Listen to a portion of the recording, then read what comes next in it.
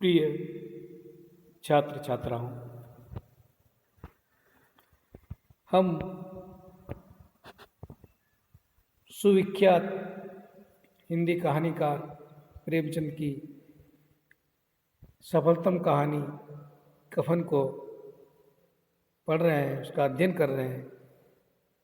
उसी अध्ययन के तहत हमने पूर्व में 2 वीडियो में इसकी चर्चा की है। अब हम इस वीडियो में देश काल और वातावरण और उद्देश्य इन 2 बिंदुओं के आधार पर कहानी की समीक्षा करेंगे। प्रेमचंद की मृत्यु आज़ादी से पहले ही हो गई थी, तो उन्होंने जो भी चित्रण किया है वो आज़ादी से पहले का ही है। जिस तरह से काव्य में मैथिली शरण गुप्त का स्थान है, उसी तरह गद्य में प्रेमचंद का स्थान है। मैथिली शरण गुप्त तो आज़ादी के बाद तक रहे, मगर ये आज़ादी से पहले ही चल बसे। इन्होंने अपनी हर कहानियों में देश काल और वातावरण का बखूबी ध्यान रखा है। उसने कहा था, कहानी को हमने हिंदी की पहली कहानी माना था। उसके पीछे कारण भी यह था कि कहानी की जो कसावट, जो संरचना आज की है, वो सबसे पहले उसने कहा था कहानी में दिखाई देती थी। और उन्हीं कसावट, उसी संरचना और उसी के आधार पर प्रेमचंद की सारी कहानियाँ लिखी गई हैं। अब हम देखते हैं इनकी कहानी में देश काल और वातावरण किस तरह से आया है। पहली बात तो ये कहानी आज़ादी से पूर्व की ग्रामीण वातावरण का चित्रण करती है। ये तो साफ है कि पहले बहिष्कृत लोग जो थे समाज से, वो गांव के बाहर बिखरे हुए घर बनाकर रहते थे। और हम तो GTU के लोग हैं और अक्सर यहाँ जो समाज है, यहाँ का मुख्य समाज, मुख्य धारा का जो समाज है, आदिवासी समाज, बहुत अलग अलग घर बनाकर रहता है। यहाँ तो पहाड़ियाँ हैं इसकी वजह से, लेकिन वैसे भी पुराने समय में गाँवों में जो निम्न वर्ग के लोग थे, वो गांव में न रहकर गांव से दूर थोड़ी दूरी पर अलग अलग झोंपड़े बनाकर या घर बनाकर रहते थे। वही वातावरण इसमें भी चित्रित किया है। क्यों ऐसा कह सकते हैं अपने कि बहिष्कृत बस्ती के बिखरे हुए घरों का वर्णन देश काल के अनुरूप ऐसा क्यों कह सकते हैं? क्योंकि बुधिया के चीखने पर रात भर उससे मिलने कोई नहीं आया, इसका मतलब उसके चीखने की आवाज़ किसी ने सुनी नहीं। इतनी दूरी पर तो लोग होंगे कि किसी की आवाज़ आई नहीं, जबकि रात की सर्द रात थी और शांत वातावरण था, तो इतने दूर लोग रहते थे। गांव के छोटे छोटे बाजार और ठाकुरों की हवेली आदि भी उस समय के वातावरण का चित्रण करती है। और ये इससे पता चलता है कि जब माधव की पत्नी बुधिया मर जाती है तो वह घिसू माधव को लेकर अपने साथ ठाकुर साहब की हवेली पर जाता है।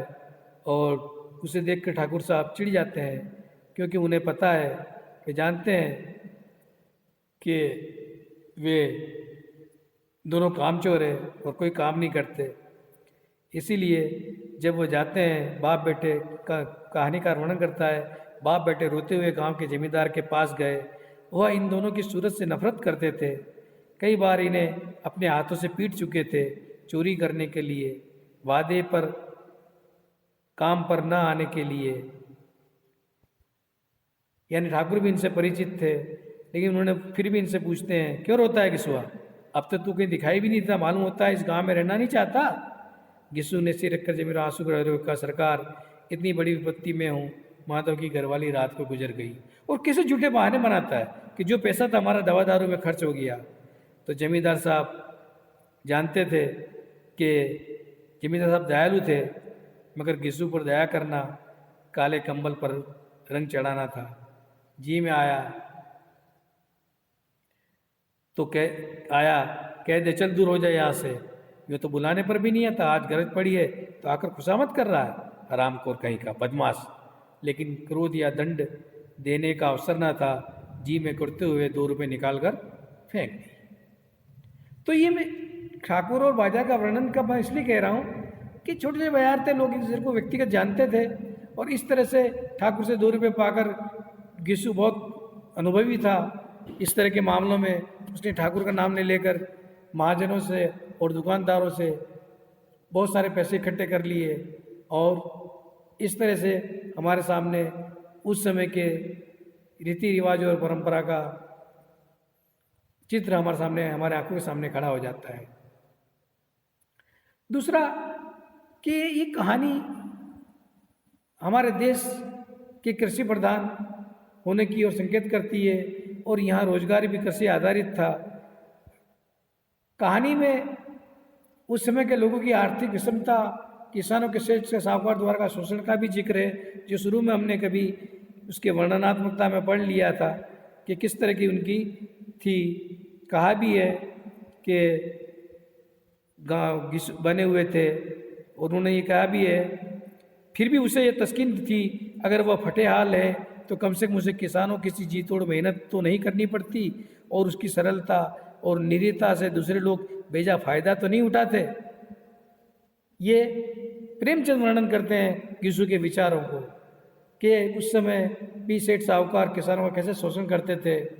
कहानीकार प्रेमचंद इस तरह अपनी कहानी में उस समय के वातावरण को, उस समय के समाज को चित्रित करते हैं, और उनका चित्रण सफल भी होता है।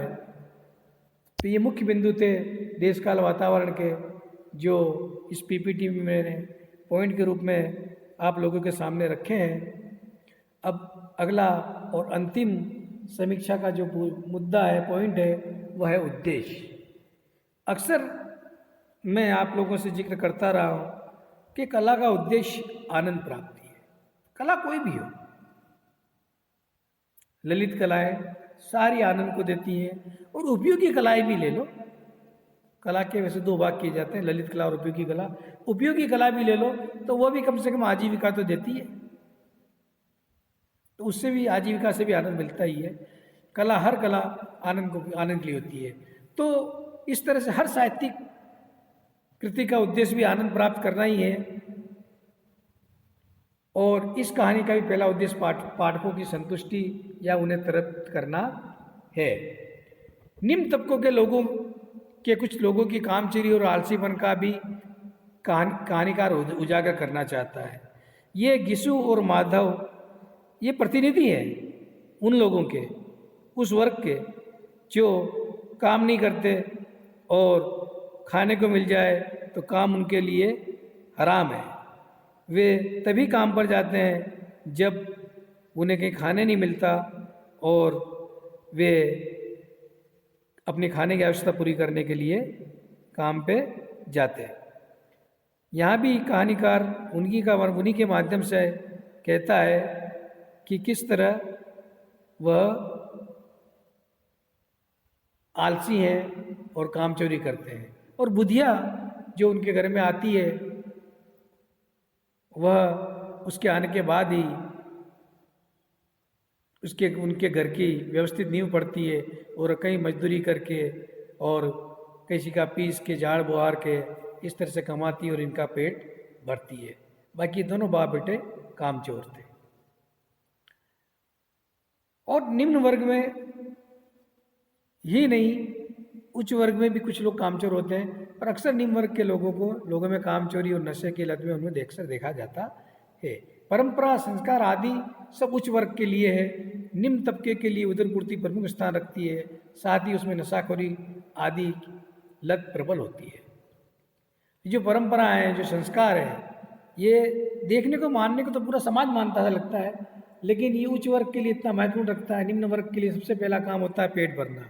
यह हमें घिसू और माधव के पास जब कफन के पैसे इकट्ठे हो जाने पर वे कफन की व्यवस्था और बुधिया का अंतिम संस्कार करना छोड़कर शराब खाने में चले जाते हैं। इससे पता चलता है कि उनके लिए अच्छा खाना और पीना सबसे पहली प्राथमिकता है, बाकी सब गौण है। और नशाखोर थे ये तो हमें पता चलता नहीं है, लेकिन चिलम पीना, बीड़ी तंबाकू पीना, ये भी एक लत होती है, आदत होती है, व्यसन होता है, इसकी बात है।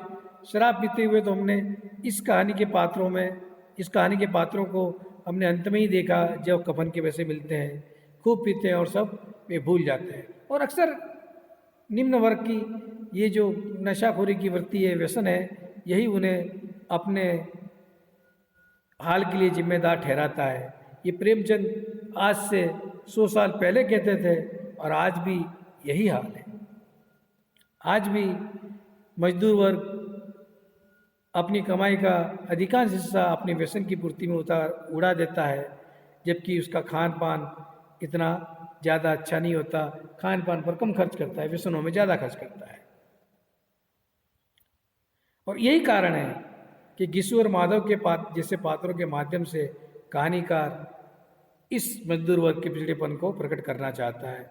कहानी का उद्देश्य हमारे सामने अब स्पष्ट हो गया है कि प्रेमचंद क्या कहना चाहते हैं कि हमारी जो हालत है मजदूर वर्ग की, किसान वर्ग की, उसके जिम्मेदार हम खुद हैं। किसान वर्ग का तो इसमें उल्लेख नहीं है, पर मैं कह दूं किसान भी इस परंपरा के निर्वहन में और पाखंड में ब्राह्मणों के जाल में फंसकर अनेक ऐसे क्रियाक्रम में करने के लिए कर्ज ले लेता है कि वो कर्ज जीवन भर उतार नहीं पाता। और वैसे भी गोदान जो उपन्यास है उसमें इस चीज़ का वर्णन किया गया है। प्रेमचंद ने कहीं कहा भी है कि बिन घरनी, इसी गोदान उपन्यास में कहा, बिन घरनी घर भूत का डेरा। तो इनके घर भी एक स्त्री आई थी जिसने घर की व्यवस्था कायम की थी, लेकिन स्त्री के मरने पर फिर उनकी वही हालत हो जाती है। इस तरह मित्रों, कफन कहानी की समीक्षा हम लोगों ने पूरी की। अब अगला पार्ट अगले वीडियो में देखेंगे।